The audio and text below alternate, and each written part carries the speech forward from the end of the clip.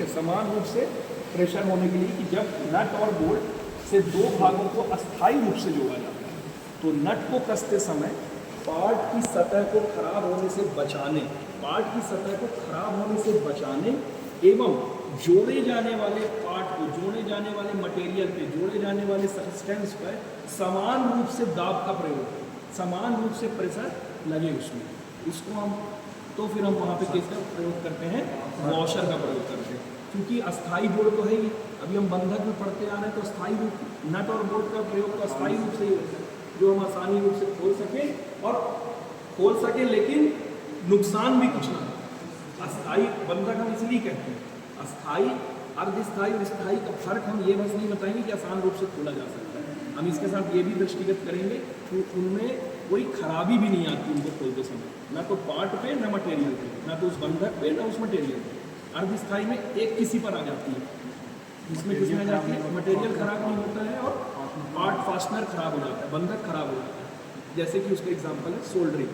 और टर्शरी क्या है आपका, तृतीय क्या है आपका, स्थाई, जिसमें दोनों ही चीज़ों को नुकसान होता है, जिस प्रकार वेल्डिंग ब्रेजिंग हो गई आपकी, ठीक है, मतलब हार्ड सोल्डरिंग जिस प्रकार से आपको मतलब एक तरह से फाइनल जो रिवेटिंग लेकिन कई जगह पे अर्धस्थाई भी है और कई जगह पे स्थाई भी है, क्योंकि रिवेटिंग का प्रयोग कई जगह पे, लेकिन कई जगह पे ऐसा है कि दोनों को भी नुकसान पहुंचाता है। तो वॉशर का प्रयोग हम इस प्रकार से समझते हैं, ठीक है।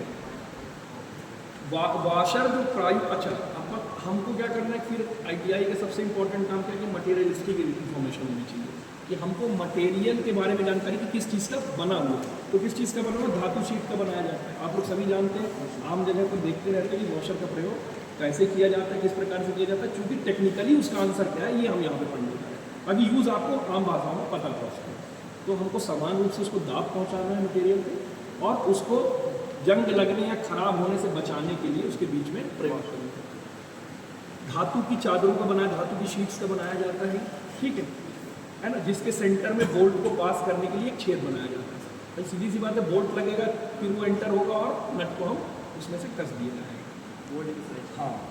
नॉन फेरस के, अच्छा फेरस और नॉन फेरस के वॉशर भी बनाए जाते हैं, फेरस और नॉन फेरस के, ठीक है। नॉन फेरस और फेरस है, ये होता है धातु के लिए बताया गया है, फेरस मटेरियल और नॉन फेरस मटेरियल, जंग लगने से, हाँ मतलब उसका एक प्रभाव बताया गया है, ठीक है। अब इसके प्रकार भी बहुत सारे हैं, प्रकार कौन कौन से हैं, सबसे पहले बताया गया है, अच्छा डायमीटर से संबंधित आपको थोड़ा सा जानकारी लेनी पड़ेगी। प्लेन वॉशर क्या होता है, पहला है आपका वॉशर, अच्छा नट और बोल्ट के प्रकार आपको क्लियर है, ठीक है। पहले हमने बोल्ट पढ़ा, बोल्ट को हमने किसके अनुसार पढ़ा,